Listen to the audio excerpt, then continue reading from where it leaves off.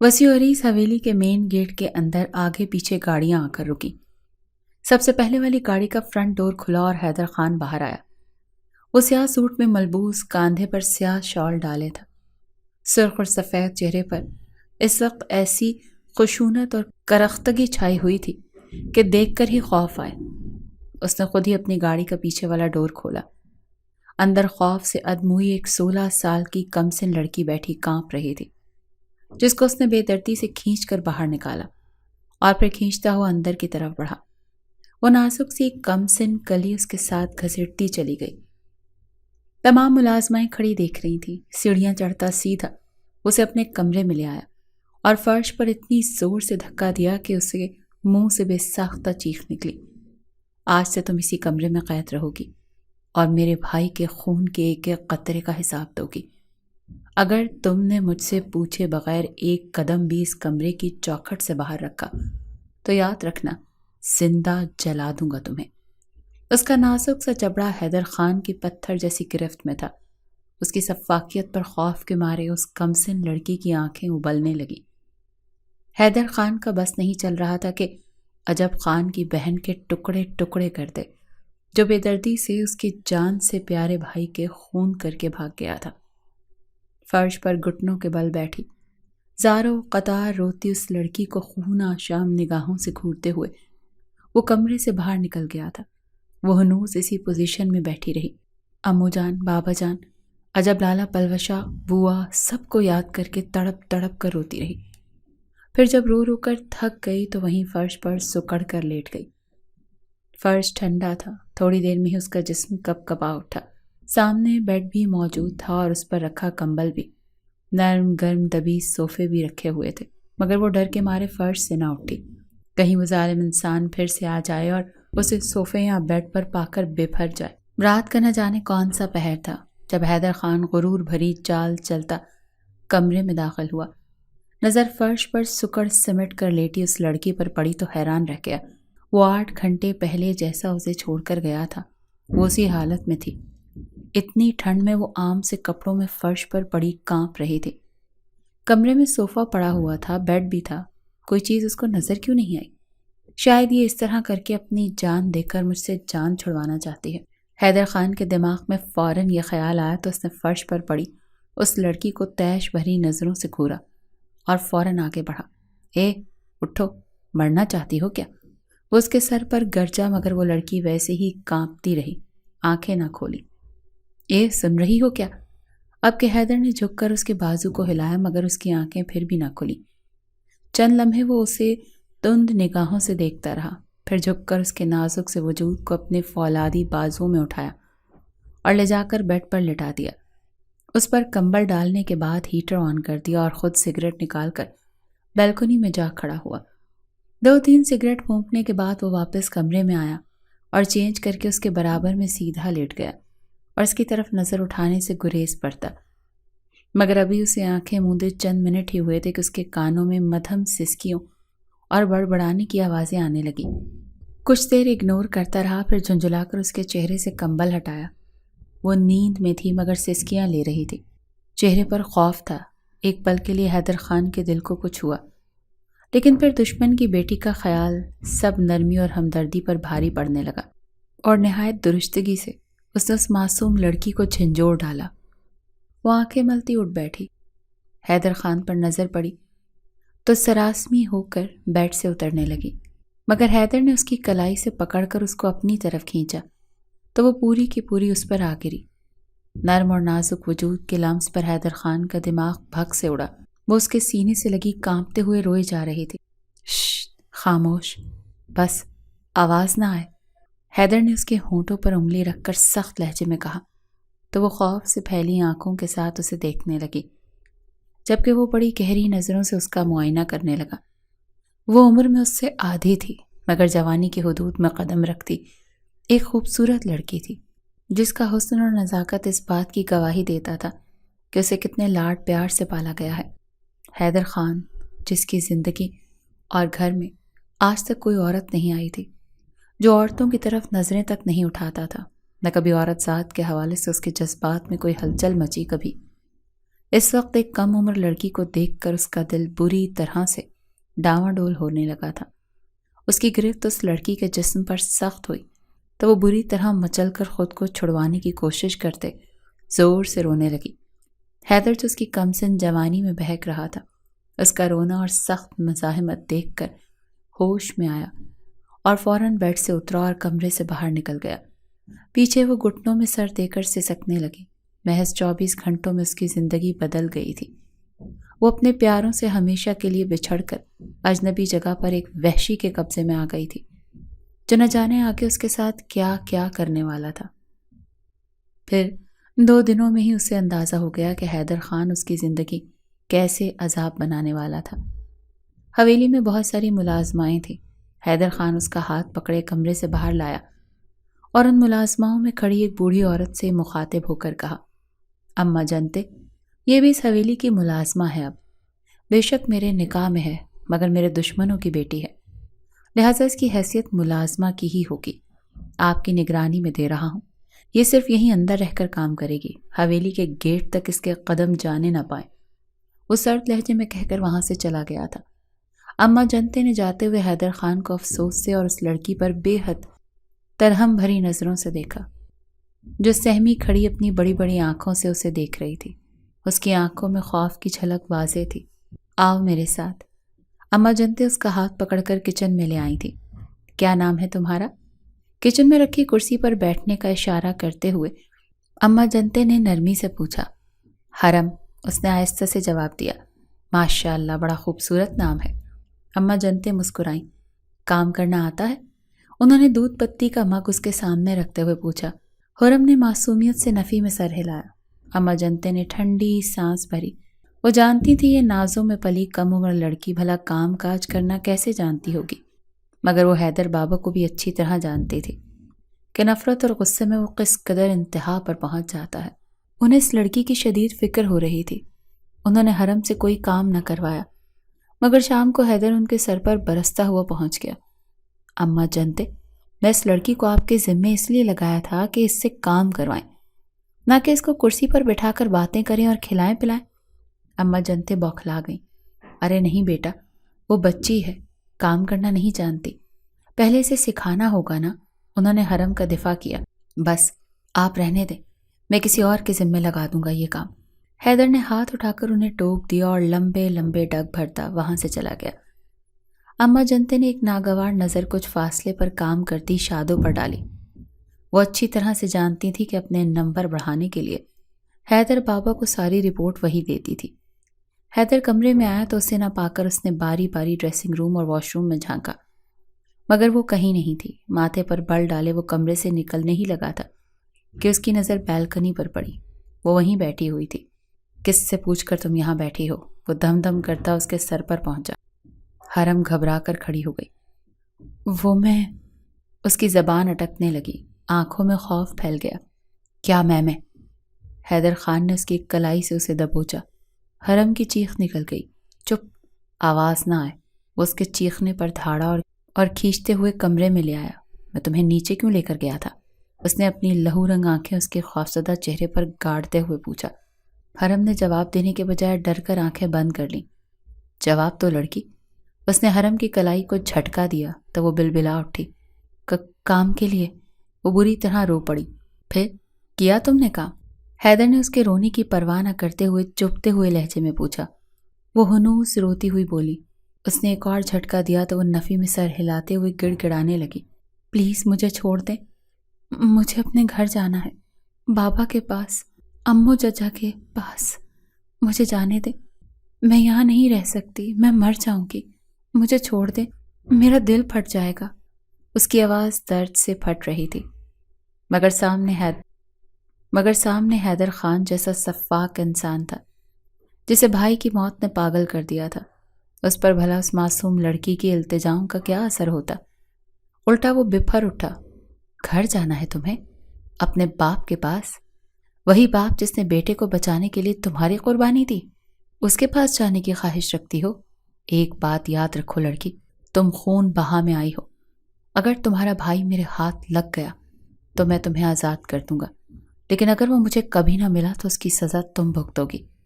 آئندہ میرے سامنے اپنے گھر یا باپ کا نام نہ لینا ورنہ زبان کاٹ کر رکھ دوں گا۔ سفاکی سے کہتا اسے دھکا دیتا وہ واش روم میں چلا گیا تھا۔ حرم لڑکھڑا کر بیڈ پر گری تھی۔ گرتے وقت بیڈ کا ایک کونا اس کے ماتھے میں لگنے سے منہ سے درد بھری سسکاری نکلی تھی۔ اسے یہاں رہتے ہوئے 2 ہفتوں سے زیادہ کا عرصہ ہو گیا تھا۔ شروع کے ٹائم دن رات رونے کے بعد بالآخر اس نے اس حقیقت کو تسلیم کر لیا تھا کہ وہ اپنے بھائی کے بدلے خون بہا کے طور پر حیدر خان کے نکاح میں آئی ہے۔ اس کے بھائی کے قاتل کی بہن ہے، اسی لیے اسے حیدر خان کا ہر ستم خاموشی سے برداشت کرنا تھا۔ دوسری ملازماؤں کے ساتھ سارا دن وہ کام کرتی رہتی تھی۔ اماں جنتے جو اس کی ہمدرد تھیں، حیدر نے انہیں کہیں بھیج دیا تھا۔ اس کی نگرانی جس ملازمہ کو سونپی گئی تھی وہ بھی نہایت شفاق تھی۔ حرم پر کئی بار وہ ہاتھ بھی اٹھا چکی تھی۔ اسے کام کرنا نہیں آتا تھا، تبھی اس سے بار بار غلطیاں سرزد ہوتی تھیں جن پر وہ ملازمہ نہ صرف خود اسے زد و کوب کرتی بلکہ حیدر خان سے شکایت لگاتی۔ پھر حرم کے لیے ایک اور امتحان شروع ہو جاتا۔ حیدر شاہ کمرے میں اسے ہر ممکن حد تک ٹارچر کر رہا تھا، سوائے اس کے ابھی تک اس نے اسے جسمانی طور پر استعمال نہیں کیا تھا۔ اس کے پیچھے نہ جانے کیا وجہ تھی۔ بہرحال حرم اس بات پر شکر ادا کرتی تھی، ورنہ اگر یہ ظالم شخص اس طریقے سے بھی ٹارچر کرتا تو وہ برداشت نہ کر پاتی۔ پہلے دن کے بعد اس نے پھر کبھی اسے اپنے بیڈ پر نہیں سونے دیا۔ وہ اپنا بستر اس کے بیڈ سے کچھ فاصلے پر زمین پر ہی لگاتی تھی۔ اس رات بھی کچن کا تمام کام کاج ختم کر کے اس نے وہیں ایک کونے میں بیٹھ کر کھانا کھایا اور پھر حیدر کے لیے کافی بنا کر کمرے میں لے آئی۔ شروع میں اس سے کافی اچھی نہیں بنتی تھی۔ حیدر نے اس چیز کے لیے کئی بار اسے دھنک کر رکھ دیا تھا۔ اب وہ قدرے بہتر کافی بنانے لگی تھی۔ حیدر صوفے پر ٹانگ رکھ کے بیٹھا موبائل استعمال کر رہا تھا۔ حرم مرے مرے قدموں سے اس کے قریب گئی اور کپ کپاتے ہاتھوں سے کافی اس کی طرف بڑھائی۔ موبائل میں مصروف حیدر نے ایک نظر کافی اور اس کے کپ کپاتے ہاتھوں پر ڈالی، پھر نخوت بھرے لہجے میں بولا، رکھ دو۔ حرم نے شکر پڑھتے جلدی سے اس کے سامنے پڑی میز پر رکھی اور اپنی جگہ پر آ کر بستر بنانے لگی۔ حیدر نے کافی کا کپ اٹھا کر لبوں سے لگایا اور ایک گھونٹ بھر کر فرش پر تھوک دیا۔ بستر بناتی حرم کا دل اچھل کر حلق میں آیا۔ یہ کیا ہے؟ حیدر خان نے کافی کی طرف اشارہ کرتے ہوئے درست لہجے میں پوچھا۔ کافی؟ حرم نے ڈرتے ڈرتے کہا۔ اتنی بد ذائقہ؟ آخر تم سیکھو گی کب پھوہڑ لڑکی؟ وہ گرجا۔ حرم کانپنے لگی اور آنکھوں سے آنسو بہنے لگے۔ وہ اٹھ کر اس کے قریب آیا۔ حرم سانس روک کے اسے دیکھنے لگی۔ حیدر خان گھٹنوں کے بل اس کے قریب بیٹھا اور اپنی خون خوار آنکھیں اس کی سہمی ہوئی آنکھوں میں گاڑتے ہوئے بولا، تمہیں یہاں رہتے ہوئے 1 مہینہ ہونے والا ہے اور اب تک ایک کام بھی تم ڈھنگ سے نہیں سیکھ پائی؟ تمہارے پاس اب مزید صرف 3 دن ہے سیکھنے کے لیے۔ 3 دن بعد میری ماں آ رہی ہے۔ اگر ان کے سامنے تم نے کوئی بھی غلطی کی تو سمجھو تم اپنے ہاتھوں سے اپنی قبر خود کھودو گی۔ وہ بولا نہیں، پھنکار رہا تھا۔ حرم خوف سے ساکت اسے دیکھتی گئی۔ اس کا رنگ لٹھی کی مانند سفید پڑ رہا تھا۔ حیدر خان بھی اس پر نگاہیں جمائے بیٹھا تھا۔ ابھی وہ مزید بھی اسے ڈرانے والا تھا جب جیب میں پڑا اس کا فون بجنے لگا۔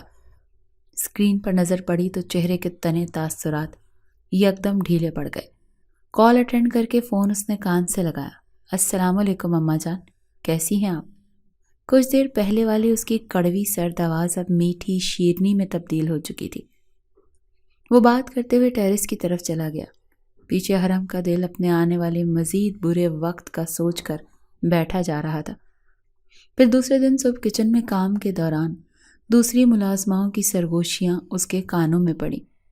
وہ کسی بڑی خانزادی کے آنے کے بارے میں بات کر رہی تھی۔ بعد میں حرم کو پتہ چلا وہ بڑی خانزادی دراصل حیدر خان کی ماں تھی، جو 1.5 ماہ سے لندن میں اپنے سب سے چھوٹے بیٹے اور بیٹی کے ساتھ علاج کے لیے مقیم تھی۔ تیسرے نمبر والے بیٹے وہاج کی موت سے انہیں سخت صدمہ لگا تھا، جس کی وجہ سے وہ دل کی تکلیف کا شکار ہوئی تھی۔ اب طبیعت کے ٹھیک ہونے کے بعد وہ واپس آ رہی تھی۔ جس ملازمہ نے حرم کو یہ ساری معلومات دی تھی، اس نے یہ بھی کہا تھا کہ وہ ذہنی طور پر تیار رہے۔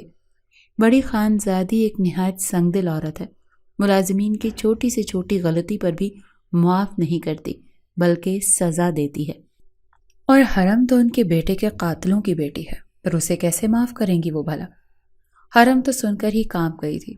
پھر 3 دن بعد اس نے حیدر خان کی ماں کو دیکھا، کریم کلر کے نفیس سوٹ میں، سر پر دوپٹہ اور کاندھے پر شال پھیلائے۔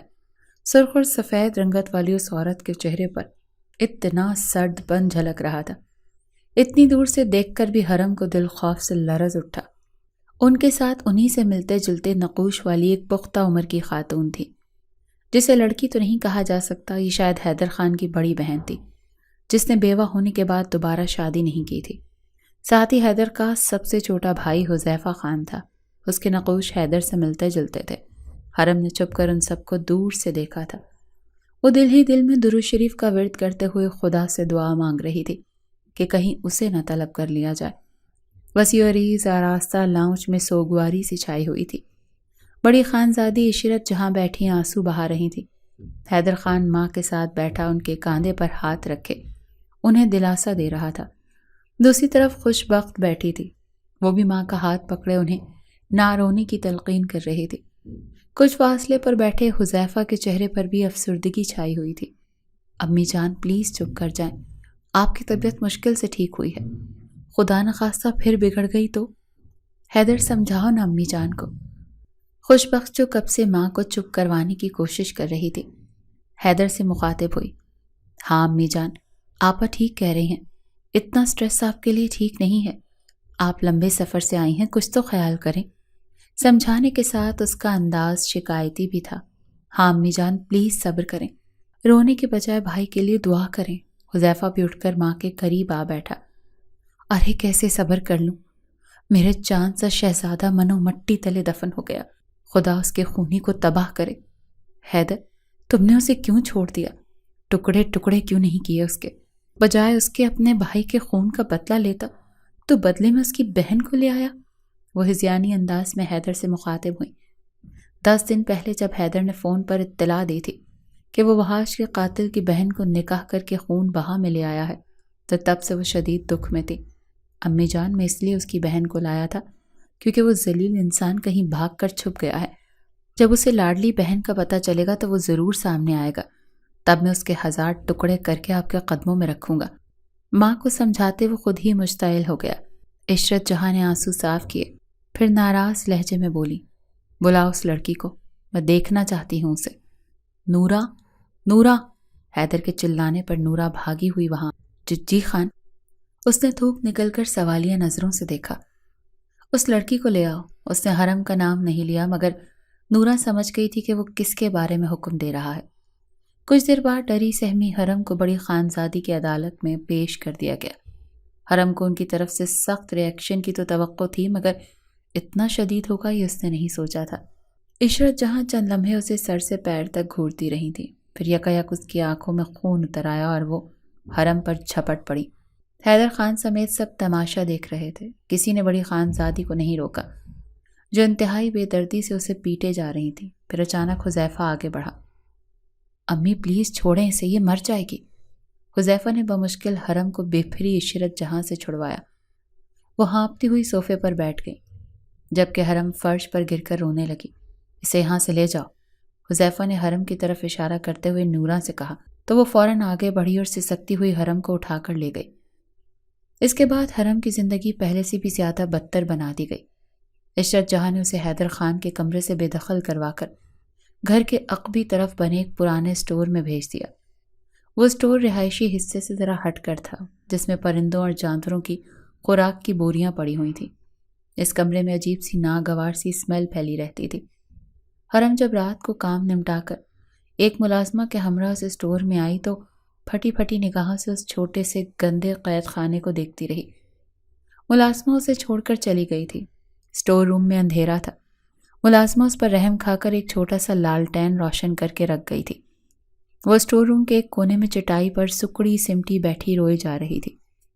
کمرے کی ویرانی اور تنہائی اس کی جان نکالے جا رہی تھی۔ حیدر خان کے کمرے میں کم از کم وہ ڈرتی تو نہیں تھی، سوائے اس جلاد کے، مگر یہاں ڈر سے اس کا دل بیٹھا جا رہا تھا۔ اس ناگوار بو سے اس کا دماغ پھٹا جا رہا تھا۔ ساری رات ایک لمحے کے لیے بھی وہ نہیں سو سکی۔ صبح ہوئی تو ملازمہ اسے کام کے لیے بلانے گئی۔ حرم کا ڈر تو ختم ہو چکا تھا، مگر سر درد سے پھٹا جا رہا تھا۔ مگر وہ انکار نہیں کر سکتی تھی۔ کچن میں برتنوں کا ڈھیر ہوتے ہوئے ابھی اسے 5 منٹ ہی ہوئے تھے کہ سر درد کے ساتھ اسے الٹی بھی آنے لگی۔ برتن چھوڑ وہ دونوں ہاتھوں سے سر کو تھام کر الٹی کرنے اور رونے لگی۔ اسے مائیگرین کا مسئلہ تھا۔ جب بھی سر میں درد ہوتا تھا تو وہ بڑا شدید قسم کا ہوتا اور ساتھ میں الٹی بھی آتی تھی۔ وہ سنک پر جھکی بری طرح الٹی کر رہی تھی۔ جب خوش بخت کچن میں داخل ہوئی، اس نے الٹی کرتی حرم کو چونک کر دیکھا اور پھر چپتی ہوئی نظروں سے سر سے پیر تک اس کا ایکس رے کرنے لگی۔ کیوں آ رہی ہے تمہیں الٹی؟ خوش بخت نے کڑے لہجے میں پوچھا۔ حرم نے آنسو بھری نگاہوں سے اس کی طرف دیکھا مگر کچھ بولی نہیں۔ بولو، کیوں آ رہی ہے تمہیں الٹی؟ کس کا گناہ پل رہا ہے تمہارے پیٹ میں؟ اس نے حرم کو بالوں سے پکڑ کر جھٹکا دیا تو حرم کی چیخ نکل گئی۔ خوشبخت بی بی اس کے سر میں درد ہے اسی لیے الٹی آ رہی ہے۔ قریب کھڑی رشیدہ سے اس کا یہ ظالمانہ سلوک برداشت نہ ہو سکا۔ تم سے پوچھا ہے میں نے؟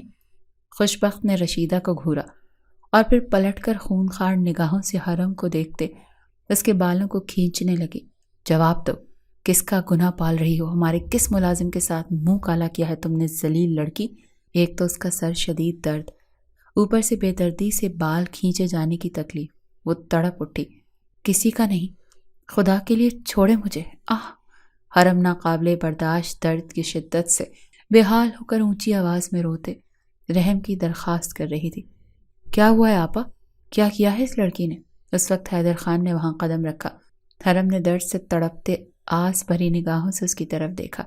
حیدر خان کی نگاہوں میں پہلے دن والی ہی سختی اور نفرت تھی۔ میں کیا بتاؤں حیدر، مجھے تو شرم آتی ہے اس نیچ لڑکی کے کرتوت بتاتے ہوئے۔ الٹیاں کر رہی ہے، ذرا کال کر کے ڈاکٹر کو بلاؤ، ابھی پتہ چل جائے گا اس کے کارنامے کا۔ خوشبخت نے کھا جانے والی نظروں سے حرم کی طرف دیکھتے ہوئے ڈھکے چھپے انداز میں حیدر سے کہا تو اس نے بے یقین نظروں سے حرم کی طرف دیکھا۔ مجھے مائیگرین کا درد ہوتا ہے اسی لیے الٹی آئی ہے، خدا کی قسم۔ اس نے شدت سے روتے ہوئے ایک بار پھر اپنی بات دہرائی تو حیدر کے چہرے پر اطمینان سا پھیل گیا، ورنہ خوشبخت آپا کی بات سن کر تو اسے کرنٹ لگا تھا۔ ہمیں بیوقوف بنانے کی کوشش کر رہی ہو؟ ابھی ڈاکٹر کو اس کو چھوڑیں آپا، بعد میں دیکھ لیجیے گا، مجھے دیر ہو رہی ہے، آپ امی جان کو لے آئیں، میں گاڑی نکلواتا ہوں۔ خوشبخت اس کو بخشنے کے موڈ میں نہیں تھی مگر حیدر کے ٹوکنے پر سر ہلاتی ایک سنگین نظر حرم پر ڈالتی وہ کچن سے باہر نکل گئی۔ ان کے جاتے ہی حرم پھر سے سر پکڑے بری طرح رونے لگی۔ بڑی کوئی ظالم ہے یہ خوشبخت خانزادی، اللہ پوچھے اس عورت سے۔ رشیدہ بڑبڑاتی ہوئی حرم کے پاس بیٹھ کر اس کا سر دبانے لگی۔ جب اس کو کسی طرح آرام نہیں آ رہا تھا تو وہ چوکیدار سے اپنا کہہ کر سر درد کی ایک گولی لے آئی اور پانی کے ساتھ اسے دی مگر کوئی فرق نہ پڑا۔ درد تھا کہ بڑھتا جا رہا تھا۔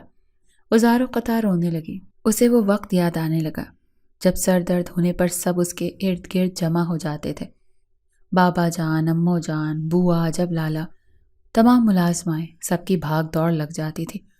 جب تک اس کو آرام نہ آ جاتا پورا گھر ایک ٹانگ پر کھڑا رہتا تھا۔ اس کا رونا مزید بڑھنے لگا۔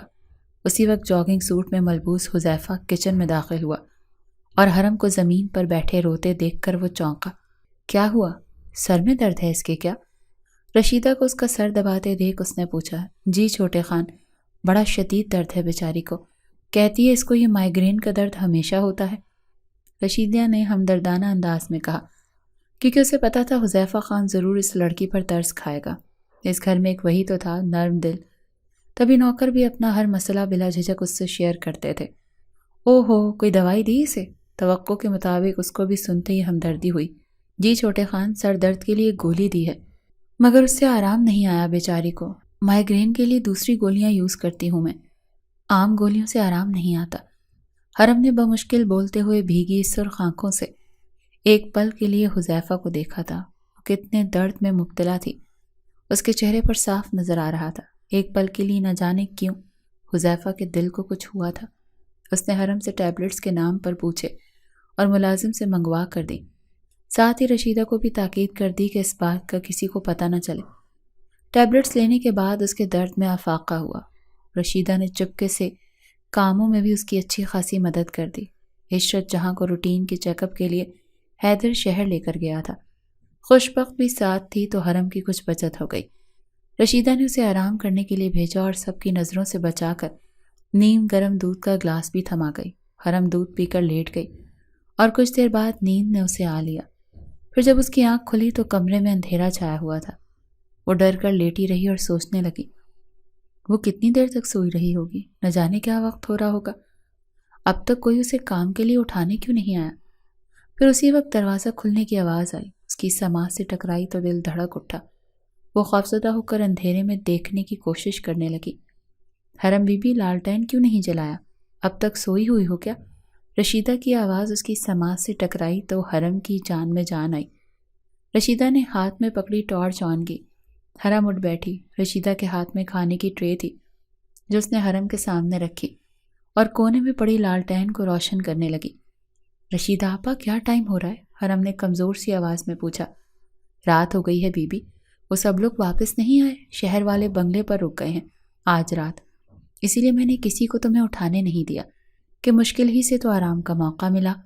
اب سر درد کیسا ہے؟ رشیدہ نے تفصیل بتانے کے ساتھ آخر میں فکر مندی سے پوچھا۔ سر درد ٹھیک ہے اب۔ رشیدہ آپا، مجھے یہاں ڈر لگتا ہے، پلیز مجھے اپنے ساتھ لے جائیں۔ اس نے آنکھوں میں آنسو بھر کر التجا کی۔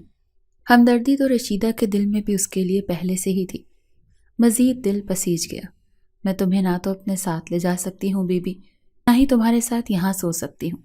دوسری ملازماؤں کو پتہ چل جائے گا اور وہ بڑی خانزادی کو بتا دیں گی، خاص طور پر شادو کو تو مجھ سے اللہ واسطے کا بیر ہے۔ وہ میری کوئی غلطی ڈھونڈنے کے چکر میں رہتی ہے تاکہ مجھے نوکری سے ہی نکلوا سکے۔ نورا، شادو کے کہنے پر جب تمہیں کام کے لیے بلانے آ رہی تھی تو میں نے اسے تمہاری طبیعت کا کہہ کر روک دیا تھا۔ شادو سن رہی تھی، اس نے اس وقت تو کچھ نہیں کہا، مگر مجھے پکا یقین ہے کل وہ بڑی خانزادی یا خوش بخت باجی سے میری شکایت ضرور لگائے گی، اور پھر نہ جانے کیا ہوگا۔ رشیدہ نے پریشانی کے انداز میں اسے اپنی مجبوری سے آگاہ کیا تو وہ خاموش ہو کر اپنے آنسو صاف کرنے لگی۔ رشیدہ اسے دلاسا دے کر چلی گئی تھی۔ وہ مغموم انداز میں بیٹھی رہی، پھر نظر سامنے رکھے کھانے کی ٹرے پر پڑی تو بھوک کا احساس جاگ اٹھا۔ جیسے بھی حالات تھے، وہ خود کو بھوکا رکھ کر مزید کمزور کر کے کیا کرتی بھلا۔ واپس آنے کے بعد خوش بخت اور لیڈی ڈاکٹر کو بلا کر اس کا چیک اپ کروایا تو تب اس کی تسلی ہوئی۔ حرم چپ چاپ سارا دن کام کرتی رہتی، معمولی سی غلطی پر خوش بخت اور عشرت جہاں کے عتاب کا نشانہ بنتی۔ عشرت جہاں تو اسے دیکھتے ہی پاگل ہو جاتی تھی۔ ایک دن رات کے کھانے پر وہ کچن سے ڈونگا لے کر میز پر رکھنے آئی تو جیسے ہی عشرت جہاں کی نظر اس پر پڑی، شیشے کا گلاس اٹھا کر اس کی طرف پھینکا۔ حرم چیخ مار کر سائڈ پر ہوئی، مگر گلاس کا کونا پھر بھی ماتھے پر لگ گیا۔ حیدر بھی وہاں موجود تھا۔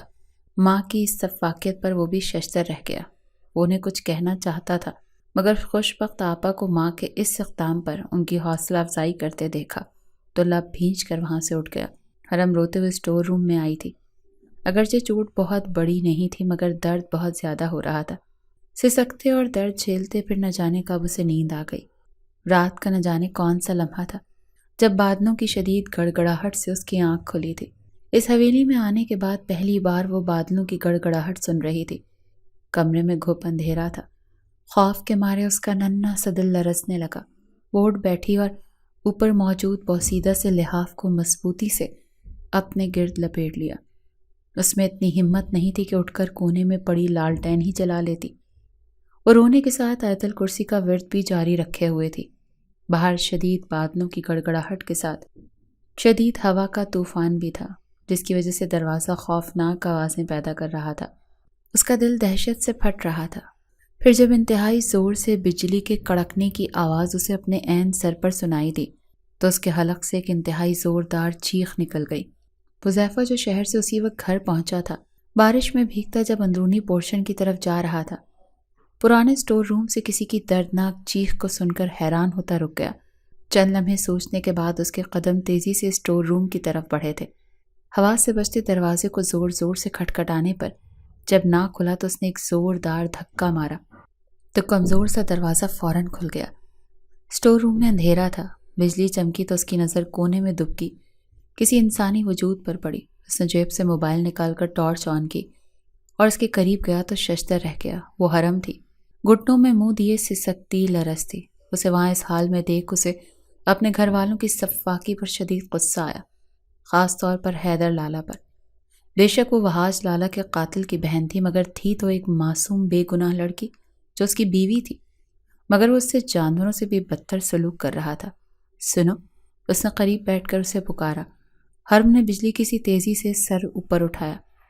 اپنے قریب بیٹھے حذیفہ کو دیکھ کر بنا سوچے سمجھے وہ اس سے لپٹ گئی، اور اس قدر شدت سے روئی کہ دنگ بیٹھے حذیفہ کی آنکھیں بھی نم ہو گئیں۔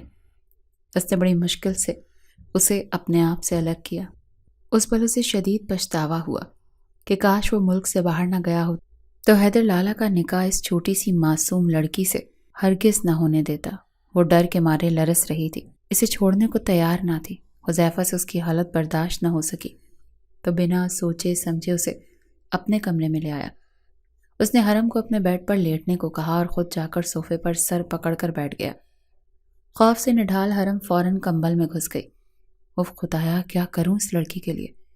کس طرح اس کی جان چھڑواؤں اپنے گھر والوں کے چنگل سے؟ وہ پریشان ہو کر سوچنے لگا۔ اسے حرم سے شدید قسم کی ہمدردی ہو رہی تھی۔ جو کچھ اس کے گھر والے اس بیچاری کے ساتھ کر رہے تھے، اس نے کسی نہ کسی دن ضرور مر جانا تھا۔ اس کا دل لرز اٹھا اس خیال پر۔ وہ بےتابی سے اٹھ کر ٹہلنے لگا۔ اس دوران گاہے بگاہے اس کی نظریں بیڈ پر لیٹی حرم کی طرف بھی اٹھتی تھیں، جس کی ہلکی ہلکی سسکیوں کی آواز آ رہی تھی۔ وہ کچھ سوچ کر اس کی طرف بڑھا۔ حرم، میری بات سنو۔ اس نے اسے پکارا تو وہ فوراً اٹھ بیٹھی۔ کمرے میں نائٹ بلب جل رہا تھا، جسے بند کر کے حذیفہ نے لائٹ آن کی تو اس کے چہرے پر زخم دیکھ کر چونک گیا۔ پوچھنے پر حرم نے روتے ہوئے اسے عشرت جہاں کے گلاس مارنے کا بتایا۔ حذیفہ کا دل کٹ کر رہ گیا۔ اس نے اسی وقت فیصلہ کر لیا کہ وہ اس لڑکی کو اب مزید ظلم کا نشانہ نہیں بننے دے گا۔ حرم نے وہ رات اس کے کمرے میں گزاری۔ ساری رات وقفے وقفے سے وہ روتی رہی اور اپنے گھر والوں کو یاد کرتی رہی۔ حذیفہ کے پاس اسے تسلی دینے کے علاوہ اور کوئی چارہ نہیں تھا۔ سب سویرے ہی وہ اسے واپس اسٹور روم میں چھوڑ گیا، اس وعدے کے ساتھ کہ وہ اسے بہت جلد یہاں سے نکال دے گا۔ حرم کو اسٹور روم میں چھوڑ کر وہ حیدر لالا کے کمرے میں آیا۔ وہ جاگ رہے تھے۔ اتنی صبح سے اپنے کمرے میں دیکھ کر چونکے۔ مجھے آپ سے کچھ بات کرنی ہے لالا۔ وہ ان کے قریب ہی بیڈ پر بیٹھ گیا۔ حیدر اٹھ کر بیٹھ گیا۔ کیا ہوا حذیفہ؟ تم کچھ پریشان لگ رہے ہو۔ لالا، رات جب میں اپنے کمرے کی طرف جا رہا تھا تو اس پرانے اسٹور روم سے کسی لڑکی کے چیخنے کی آواز آ رہی تھی۔ میں یہ دیکھنے جا ہی رہا تھا کہ کون ہوگی۔ پھر مجھے خیال آیا اس حویلی میں یہ ظلم تو صرف ایک ہی لڑکی پر کیا جا سکتا ہے جسے آپ اپنی بیوی بنا کر لائے ہیں۔ لالا، مجھے آپ سے شفافیت کی توقع نہیں تھی۔ وحاج لالا کو اس کے بھائی نے مارا تھا، اس لڑکی نے نہیں۔ میں آپ سے صرف یہ کہنے آیا ہوں، یا تو اس لڑکی کو اپنے تسلیم کر کے اس کمرے میں لے آئیں یا پھر اسے آزاد کر کے حویلی سے نکال دیں۔ اگر آپ نے ان میں سے کسی آپشن پر عمل نہ کیا تو میں ہمیشہ ہمیشہ کے لیے حویلی چھوڑ کر چلا جاؤں گا، کیونکہ میں نہیں چاہتا کسی مظلوم کی آہ کی وجہ سے اس حویلی کی بربادی اپنی آنکھوں سے دیکھوں۔ بات مکمل کر کے وہ رکا نہیں، وہاں سے چلا گیا۔ حذیفہ کی دھمکی نے اسے سوچنے پر مجبور کر دیا۔ وہ حرم کے لیے حذیفہ کی ہمدردی سے واقف تھا۔ وہ یہ بھی اچھے سے جانتا تھا کہ حذیفہ کتنا ضدی تھا۔ وہ جو کہتا تھا کر کے دکھاتا تھا۔ اس نے بہت سوچا اور فیصلہ کیا کہ اسے اس لڑکی کو آزاد کر دینا چاہیے۔ اس پر ظلم کر کے کچھ حاصل نہیں ہونے والا۔ اسے بدلہ عجب خان سے لینا چاہیے تھا۔ اگر وہ زمین کی آخری تہہ میں بھی چھپا بیٹھا تھا تو اسے ڈھونڈ کر ہی دم لے گا۔ اس نے خود سے ارادہ کیا تھا۔ پھر وہ عشرت جہاں اور خوشبخت کو بتائے بغیر حرم کو اپنے ساتھ لے کر اس کے گاؤں گیا، مگر جب وہاں پہنچا تو سمیع اللہ خان کے گھر کے باہر بھیڑ دیکھ کر چونک گیا۔ ڈرائیور نے اس کے کہنے پر کار سے اتر کر ایک آدمی سے پوچھا تو بتایا کہ سمیع اللہ خان کے اکلوتے بیٹے عجب خان نے خود کی جان لے لی ہے۔ حیدر خان ساکت رہ گیا۔ جس عجب خان کو ڈھونڈ کر وہ مارنے کی خواہش رکھتا تھا، اس نے خود ہی اپنی جان لی تھی۔ اس نے پچھلی سیٹ پر سوئی حرم کی طرف دیکھا اور ایک لمحے میں فیصلہ کر لیا کہ وہ اسے نہیں چھوڑے گا، بلکہ بیوی تسلیم کر کے ہمیشہ کے لیے اپنے ساتھ رکھے گا۔ وہ نیند میں تھی، اگر جاگ جاتی تو اپنا علاقہ دیکھ کر شور مچاتی، اسی لیے اس نے جلدی سے گاڑی واپس موڑ لی۔ اسے لے کر حویلی آیا تو خوشبخت آپا کو اندرونی مین گیٹ کے پاس بے چینی سے ٹہلتے پایا۔ حیدر کو دیکھ کر وہ تیزی سے اس کی طرف بڑھی اور ساتھ موجود حرم کو دیکھ کر غصے سے آگ بگولا ہو کر پوچھنے لگی کہ وہ انہیں بتائے بغیر اس لڑکی کو کہاں لے کر گیا تھا۔ تو حیدر نے جواب میں وحاج کے قاتل کے مرنے کی خبر دینے کے ساتھ یہ بھی کہا کہ اب انتقام ختم ہو گیا۔ حرم اس کی بیوی ہے، وہ اسے کہیں بھی لے جا سکتا ہے۔ خوشبخت حیدر کا دشمن کی بیٹی کے لیے بدلہ نرم انداز دیکھ کر حیران رہ گئی اور فوراً ماں کو بتانے کمرے میں گئی، مگر عشرت جہاں کو بستر پر بے سود پڑے دیکھ چلانے لگی۔ اس کی آواز سن کر حیدر، حذیفہ سب وہاں جمع ہو گئے۔ عشرت جہاں کو اسپتال لے جایا گیا مگر اسے فوت ہوئے تو کئی گھنٹے ہو چکے تھے۔ ڈاکٹرز نے اس کی موت کو طبعی موت قرار دیا۔ عشرت جہاں کی موت سے یوں تو حیدر اور حذیفہ بھی غمگین تھے، مگر خوشبخت تو دورے پڑ رہے تھے۔ سب سے زیادہ ماں سے وہ اٹیچ تھی۔ حرم بالکل چپ چاپ تھی۔ عشرت جہاں کی موت سے نہ تو اسے خوشی ہوئی تھی نہ ہی دکھ۔ وہ اب رشیدہ کے پاس اس کے کمرے میں آرام سے رہ رہی تھی۔ ماں کی موت کے صدمے سے حیدر بھی اس کی طرف سے غافل ہو چکا تھا۔ ایک دو بار اس کا حذیفہ سے سامنا ہوا تو اس نے خیر خیریت پوچھ لی تھی۔ حرم کو وہ رات یاد کر کے شرمندگی ہوتی تھی جب وہ حذیفہ سے لپٹی روتی رہی تھی۔ عشرت جہاں کو مرے 15 دن ہو گئے تھے۔ خوشبخت ہنوز صدمے میں تھی۔ ایسے میں اب حرم کی طرف سے اس کا دھیان بالکل ہٹ گیا تھا، جس پر حرم نے شکر ادا کیا۔ ایک رات ڈنر کے بعد وہ کچن میں کھڑی برتن دھو رہی تھی جب ایک ملازم نے اسے حیدر کا پیغام دیا۔ اسے اسٹڈی روم میں بلا رہے تھے۔ حرم خوف سے لرز اٹھی۔ اتنے دنوں سے وہ خوشبخت کے ساتھ ساتھ حیدر خان کے عتاب سے بھی بچی ہوئی تھی۔ مرے مرے قدموں سے دل میں درود شریف کا ورد کرتی وہ اسٹڈی روم کی طرف بڑھی۔ آہستگی سے دروازہ کھول اندر داخل ہوئی۔ سامنے ہی وہ ریوالونگ چیئر پر آنکھیں موند کر بیٹھا جھول رہا تھا۔ حرم دم سادے کھڑی اسے دیکھتی رہی۔ نہ جانے کتنی دیر بیت گئی۔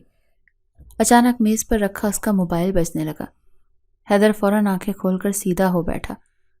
موبائل کی طرف بڑھتا اس کا ہاتھ رک گیا۔ کچھ فاصلے پر منجمد کھڑی حرم کو اس نے حیرانگی سے دیکھا۔ نہ جانے وہ کب سے وہاں کھڑی تھی۔ ذرا سی بھی آہٹ اسے محسوس نہیں ہوئی تھی۔ بجتے موبائل کو اس نے بند کر دیا اور اس کے قریب آیا۔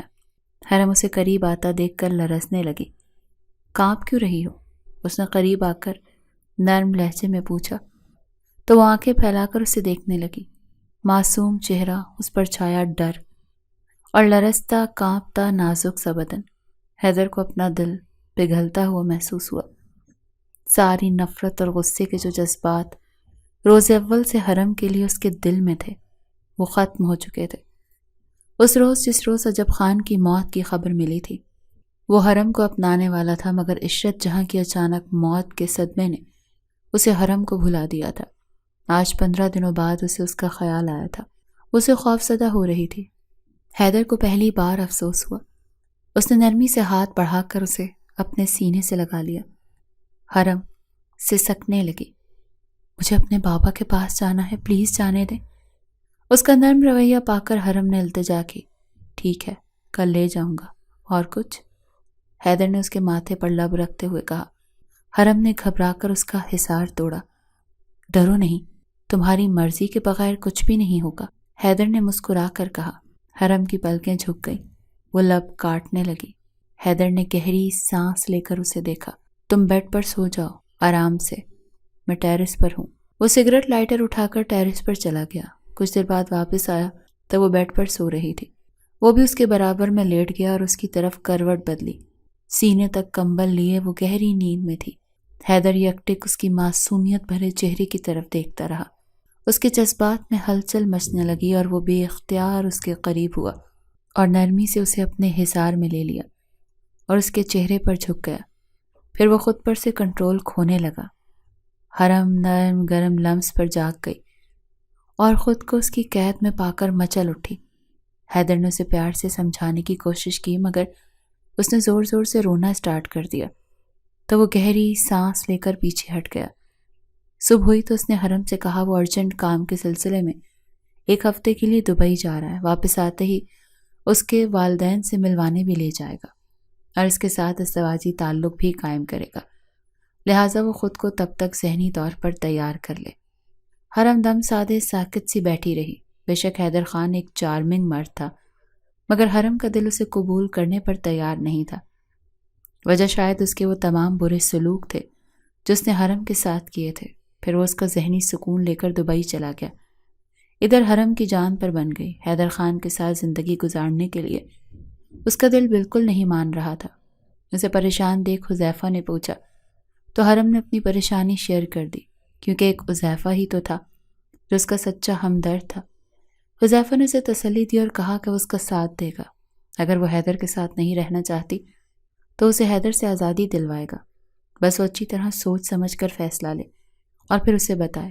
حرم کی کچھ جان میں جان آئی۔ اس نے حذیفہ سے درخواست کی کہ وہ حیدر کے آنے سے پہلے اپنے والدین سے ملنا چاہتی ہے۔ حذیفہ کچھ تذبذب کا شکار ہوا، تاہم پھر اس نے حامی بھر لی، لیکن حرم سے درخواست کی کہ وہ ان کے پاس رکے گی نہیں، مل کر واپس آ جائے گی۔ جب اسے حیدر سے آزادی دلوا دے گا تو پھر ہمیشہ کے لیے وہ خود اسے اپنے والدین کے پاس چھوڑائے گا۔ حرم نے اس سے وعدہ کر لیا تھا۔ حذیفہ اسے اس کے گاؤں لے کر گیا، لیکن ابھی وہ گاؤں کے اندر داخل ہوئی تھی کہ اسے بہرام چاچا نظر آیا۔ بہرام چاچا اس کے باپ کا ایک قابل بھروسہ وفادار ملازم تھا، جو حرم کی پیدائش سے بھی پہلے حویلی میں کام کر رہا تھا۔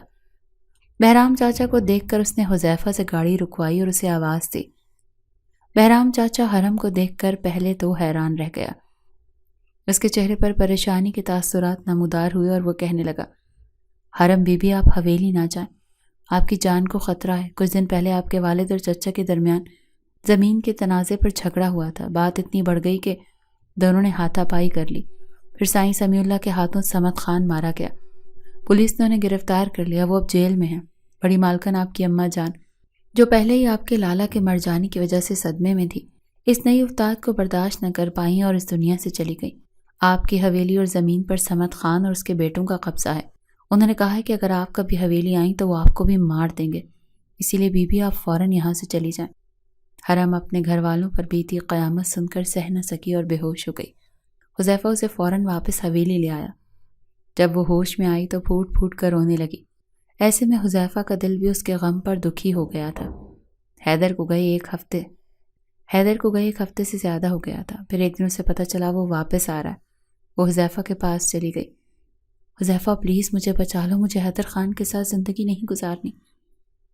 یہ بات سوچ سوچ کر ہی میرا سانس بند ہو رہا ہے۔ اس نے روتے ہوئے حذیفہ کے آگے ہاتھ جوڑ دیے۔ حذیفہ نے اپنے آنسو چھپانے کے لیے منہ پھیر لیا۔ وہ اسے کیسے بتاتا کہ وہ خود بھی اسے حیدر لالا کے ساتھ نہیں دیکھ سکتا۔ اسے اس کے ساتھ سوچ کر اس کی سانس بند ہونے لگتی ہے، مگر وہ یہ سب نہیں کہہ سکتا تھا۔ اسے انتظار کرنا تھا۔ اگر حرم حیدر لالا کو انکار کر دیتی تو وہ یقیناً اسے زبردستی اپنے ساتھ رکھنے کی کوشش کرتے، کیونکہ وہ حیدر لالا کے جبر والی طبیعت سے واقف تھا۔ لیکن اس نے سوچ لیا تھا کہ اگر حیدر لالا نے ایسا کیا تو وہ بھول جائے گا کہ وہ اس کا بھائی ہے۔ حرم کی خوشی کے لیے اسے جو کرنا پڑا وہ کرے گا۔ لیکن قدرت کو کچھ اور ہی منظور تھا شاید۔ حیدر جس طیارے سے واپس آ رہا تھا وہ طیارہ بیچ راستے میں کریش ہو گیا تھا۔ حویلی میں اس خبر سے کوہرام مچ گیا تھا۔ ابھی تو حاج اور عشرت جہاں کی موت کا غم نہیں بھولا تھا، خوشبخت اور حذیفہ کو، اور اب حیدر۔ خوشبخت صدمے سے اپنا ذہنی توازن کھو بیٹھی۔ حذیفہ نے بڑی مشکل سے اس پہاڑ جیسے غم کو برداشت کیا۔ اب حویلی اور زمینوں کی دیکھ بھال اس کے کاندھوں پر آ گئی تھی۔ حرم جو حیدر خان کو ناپسند کرتی تھی، مگر اس کی موت سے اس کو بھی گہرا شوق لگا تھا۔ سب سے زیادہ دکھ اسے حذیفہ کی حالت پر ہوا تھا، جسے اس صدمے نے توڑ کر رکھ دیا تھا۔ خوشبخت تو اپنے حواسوں میں نہیں تھی۔ حذیفہ نے حرم سے ریکویسٹ کی کہ وہ حویلی کے معاملات کی نگرانی اپنے ذمہ لے لے۔ حرم جو اتنے عرصے سے اس حویلی میں ملازمہ کی حیثیت سے رہ رہی تھی، پہلے تو اس نئی صورتحال پر گھبرائی، مگر پھر اماں جنتے کی بھرپور مدد سے آہستہ آہستہ اس نے سب انتظام سنبھال لیا۔ خوشبخت جس نے حرم پر بے انتہا ظلم کیا تھا، اب لاچاری کی حالت میں بستر پر پڑی تھی۔ خراب ذہنی توازن کی وجہ سے وہ کسی کو پہچاننے سے بھی قاصر تھی۔ فالج نے اس کا ایک بازو پیرالائز کر دیا تھا۔ حرم کو اس پر ترس آتا تھا۔ وہ کسی ملازموں کو اپنے قریب نہیں آنے دیتی تھی، زور زور سے چیختی چلاتی تھی۔ اسے کھانا اور دوائیں کھلانا بہت ہی جان جوخم والا کام تھا، جس کو حذیفہ بڑی مشکل سے سر انجام دیتا تھا۔ حذیفہ کو باہر کے بھی معاملات دیکھنے پڑتے اور خوشبخت آپا کی دیکھ بھال بھی۔ حرم اس کی مدد کرنے کے لیے ڈرتے ڈرتے آگے بڑھی۔ شروع میں تو خوشبخت اسے بھی اپنے قریب نہیں آنے دیتی تھی، مگر پھر آہستہ آہستہ وہ حرم سے مانوس ہو گئی تھی۔ حذیفہ اس کا ممنون تھا۔ حیدر کی موت کو 6 مہینے بیت چکے تھے۔ حویلی کا سارا انتظام حرم نے بخوبی سنبھال لیا۔ دن میں کئی بار اس کا حذیفہ سے آمنا سامنا اور بات چیت ہوتی تھی۔ حرم کا دل نہ جانے کیوں اب اسے دیکھ کر عجیب انداز میں دھڑکنے لگتا تھا۔ وہ اپنی اس کیفیت پر خود بھی حیران تھی۔ لاشعوری طور پر وہ اس کی توجہ کے منتظر رہنے لگی تھی۔ حذیفہ کے تمام کام آہستہ آہستہ اس نے اپنے ذمے لے لیے تھے۔ حذیفہ نے پہلے تو اس چیز کو محسوس نہیں کیا، مگر پھر جب غور کیا تو چونک اٹھا۔ پھر اس کی تصدیق بھی اس دن ہو گئی جب حرم نے اس سے بات کرتے ہوئے نظریں چرا رہی تھی۔ اس کے چہرے پر رنگ بکھرے ہوئے دیکھ رہا تھا۔ حذیفہ کا دل خوشگوار احساس سے جھوم اٹھا۔ پھر اس نے دیر نہیں لگائی حرم کو پرپوز کرنے میں۔ حرم تو اس کی منتظر تھی۔ دونوں کا نکاح سادگی سے ہوا۔ حیدر اور گھر والوں کے حرم کو دیے گئے تمام گھاؤ حذیفہ نے اپنی بے پناہ محبت، چاہت اور کیئر سے بھر دیے تھے۔ حرم کی خاطر اس نے سمیع اللہ خان کے لیے ایک اچھا وکیل ہائر کیا تھا، جو ثبوتوں اور دلائل کی روشنی میں عدالت کو یہ یقین دلانے میں کامیاب ہو گیا تھا کہ سمیع اللہ خان نے اپنے دفاع میں گولی چلائی تھی۔ اب آنے والی پیشی پر اس کی ضمانت متوقع تھی۔ حرم دل سے حذیفہ کی احسان مند تھی، جو اس کی خوشیوں کے لیے کیا کچھ نہیں کر رہا تھا۔ حذیفہ کی خاطر اس نے حیدر خان کو بھی دل سے معاف کر دیا تھا۔